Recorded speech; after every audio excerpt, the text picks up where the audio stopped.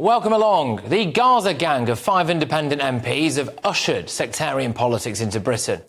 Tory leadership hopeful Kemi Badenoch went out of her way to describe Jeremy Corbyn's cabal as, well, a few things. She actually did accuse them of being relatively Islamist as well, which I know a lot of people were up in arms about. Maybe she went a bit too far on that, but she certainly did raise the concern about whether or not now this is sectarian politics in Britain. But its members are Jeremy Corbyn, whose time as Labour leader was dogged with constant allegations of anti-Semitism. It's worth noting that our current Prime Minister tried to get Jeremy Corbyn elected not once, but twice. Leicester South MP Shockat Adam, well, he defeated Labour frontbencher Jonathan Ashworth. A man described as a key campaigner for Mr Adam has now been charged with terrorism offences. He allegedly made several pro-Hamas statements online. Another MP, Ayub Khan, reportedly questioned the scale of Hamas's atrocities on October the 7th and whether the terror group had beheaded babies or indeed committed rape. He was a Lib Dem at the time, and that party said that he had agreed to go on anti-Semitism training, which he has turned down, saying that there was no need. Another one is Adnan Hussein. He reportedly said there was no difference between Israel and ISIS. Then, of course, there's Iqbal Mohammed, whose backers were accused of abuse and intimidation at the election, and allegedly told people, you're not Muslim if you vote Labour. So it's a nice bunch, isn't it? I should point out that Shockat Adam says that man didn't really have that much to do with his campaign. But they are now the Independent Alliance, aren't they? And they're putting massive pressure on Labour. Some of them were backed by the Muslim Vote Group, which issued Labour with a list of 18 demands before the election. Those demands included things like adopting a new Islamophobia definition that many feel is just a blasphemy law. They want Sharia-compliant pensions and to remove Michael Gove's extremism definition. Now, most people in Britain will want to stand up to this kind of politics and weed it out. Unfortunately, I think that Labour will probably just cave into it. Let's get thoughts from my panel this evening. I've got columnist and broadcaster Esther Krakow.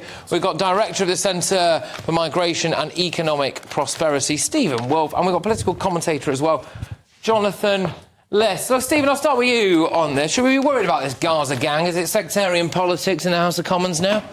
Well, there's 2 points I'd like to say about this. First of all, I wouldn't be worried about them in Parliament. A gang of 5 is not really going to achieve very much. We looked at that when we had the gang of 4 that separated in the late 80s, early 90s, and they didn't achieve much in politics at all. Such is the way that the House of Commons is distributing power on committees, the way that it can influence who gets speaking time. Where I do get concerns about, obviously, in our countries, where we do get the idea, if it moves towards a sectarian view, that you're only in the politics just because, in this case, there are issues of Palestine, just in the same way that I would have had concerns with the IRA just having issues about separating itself from Britain from Ireland. So I think that element of sectarian politics that we've got has to be watched, has to be monitored, see what influence and power they have. But in the House of Commons themselves, I don't think they're going to have any influence at all. Yeah, I mean, I suppose certainly when it comes to Jeremy Corbyn, they've got a big following, and also, you know, this is the kind of thing that could gather momentum. And I just wonder, Esther, you know, this is Britain, not Gaza, isn't it? Yeah, I mean, the wider implications are really about loyalties. So, you know, the questions of whether someone from London would be willing to die for his fellow countryman who's from Leeds, right? And there are questions of, are you British first or are you something else first? Yeah. And that's what really concerns me, because, yes, OK, you can have concerns about the Israeli-Palestine conflict, which is perfectly normal. But I don't really see these people at the forefront of sort of grooming gangs. The grooming gang scandal in Northern England, right? They're very issue-focused, and there's a reason behind that. And I think the reason why sectarianism in politics, this kind of sectarianism in politics, worries me is because, will these people, if Britain was invaded, die for you and me?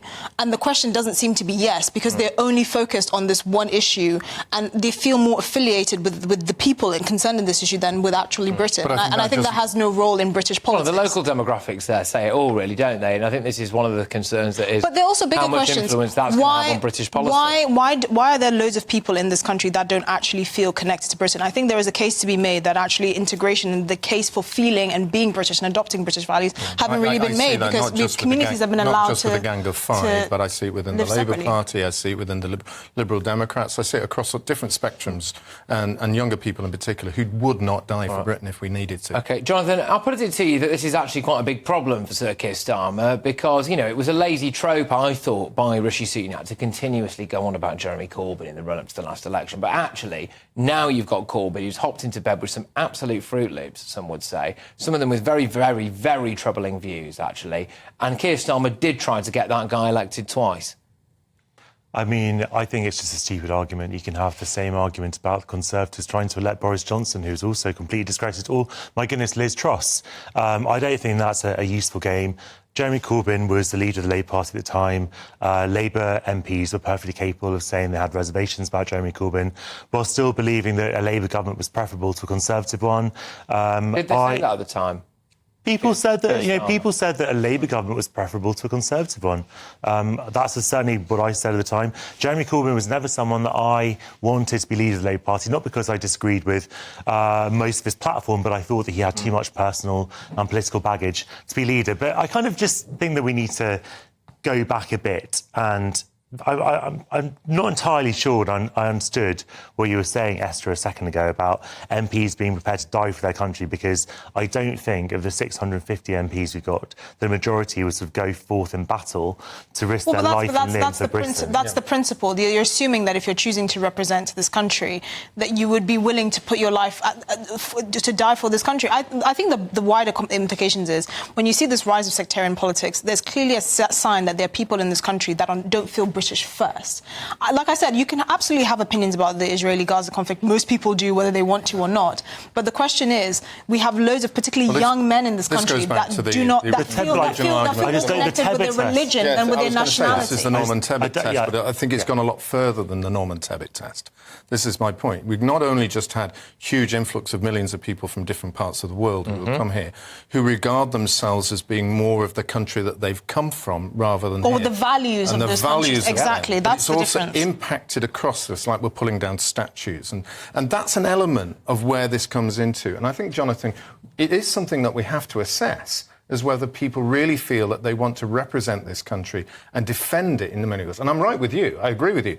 Not a single one of the MPs that we've got would actually put themselves up apart from those who've been in the military. If you've got people saying things like, you're not a Muslim if you vote for Labour, that is over sectarian, religious pressure politics that has no place in Britain, but it is in the House. You might vote for Labour because you believe in a stronger welfare state, or you believe in fairer rights for workers or whatever. So when someone makes that statement, that's why there should be concern. Not because they are not allowed to have opinions about other conflicts or whatever. Who comes first? Is it Britain? No, I don't think it's a useful metric. I don't think it's a useful metric to say that certain people come first. There are a lot of British Jews who find that question incredibly offensive when it's put to them about, well, who would you support in a war between Israel and the UK, which makes it sound like a football match. People have different loyalties and different identities. Yeah, but they live in the UK. And if you expect the UK to protect you, there's an implicit contract that you also are bound to the country that you live in. Well, I mean, people will pay taxes to this country. They will follow the laws, but they can certainly feel they can support. I would be willing to die to protect you as my fellow countrymen. I wouldn't be willing to die to protect a Libyan, for example. No, but that's different. People can, but what it seems almost what you're arguing about is dual citizenship. It's not about dual citizenship. It's about loyalties. People can be loyalty to different. People can have different identities and feel loyalty to different countries. I don't think it's a problem at all. No, I don't think so. I don't think so. I don't think a primary element. Exactly. But also, I don't think it's really what we're talking about. Actually, I think it's a distraction. What we're talking about is MPs who've been elected fairly democratically by their constituents. Over whether or not one of them was elected. They were elected by. Well, I don't know what you're talking about in that case, but they were elected by constituents who, rightly or wrongly, cared very, very strongly about a particular issue that they felt were not being addressed sufficiently by both parties. Let me give you an example of something that might take precedence. They might say they're voting for this particular MP because he wants a ceasefire in Gaza. Fine, but the values that particular MP might have, in addition to his position on Gaza, might be actually I don't think gay marriage is right, or he might be homophobic, or he might have views that are incompatible with British values. And this is why I say loyalties matter, because at the end of the day... British value until well, no, but hold on. But the thing is, Britain is a lot further ahead than genuinely homophobic countries where you can be stoned for being gay. So my argument is,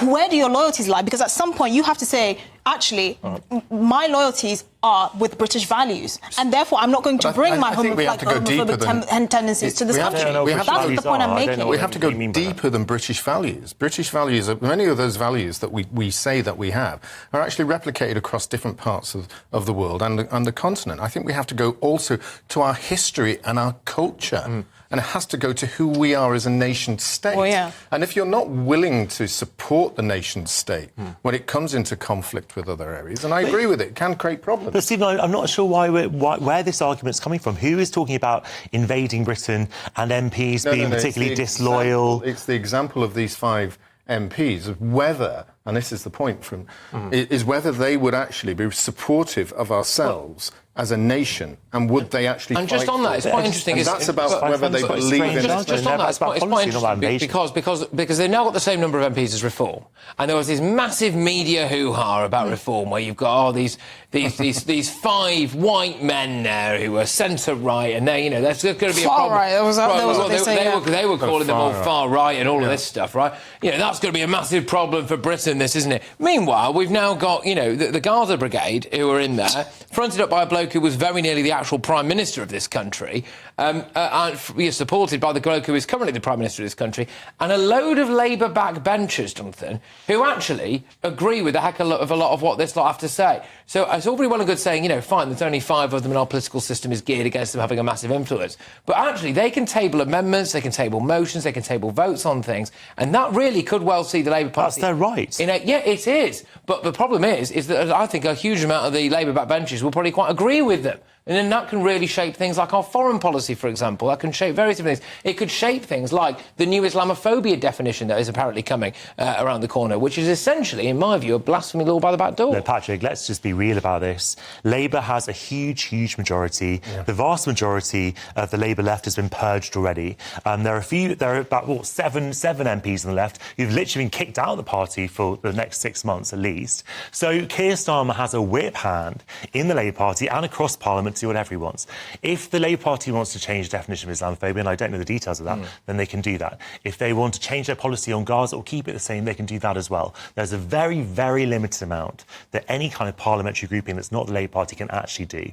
And whether that's right or wrong, that's just the way it is. So I think you're vastly overstating the influence of 5 MPs. Look, I don't like the fact that there are 5 Reform MPs, but I accept that they're elected legitimately, and they'll have influence commensurate to their number in Parliament. And the electorate will judge in 5 years how much they've done. I hope you're right. You're certainly much more optimistic about this cabal of 5 than I am, and the influence they may well have. But we will have to wait and see, don't we? A lively start. Thank you very much.